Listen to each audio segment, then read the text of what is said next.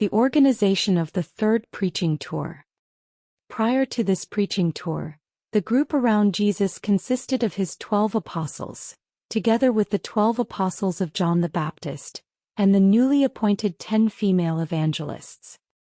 On Tuesday, January 18th, the 75 evangelists arrived at Zebedee's house. The entire company prepared for the third preaching tour of Galilee.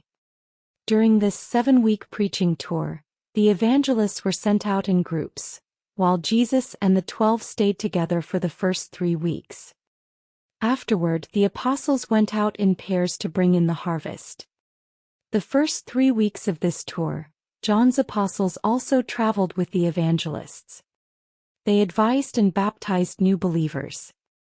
They visited Magdala, Tiberias, Nazareth, and all the main towns and villages in central and southern Galilee. In many of these places, the message of the gospel had already been preached. The apostles traveled in pairs through Galilee. Jesus himself visited these evangelists to encourage them, teach them, and answer their questions. Usually he stayed 2 or 3 days with a group of evangelists before moving on to join another group. The entire group was connected through the couriers of Zebedee. They were kept informed of the whereabouts and movements of all these workers. The newly appointed female evangelists usually traveled with Jesus. Through the courier service, all groups were fully informed about the progress of this preaching tour. Hearing news from other groups was always a source of encouragement for these separated workers.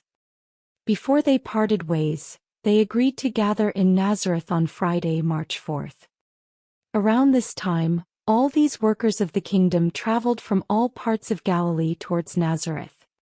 In the afternoon, Peter and Andrew were the last to reach the camp that the early arrivals had set up in the highlands north of the city.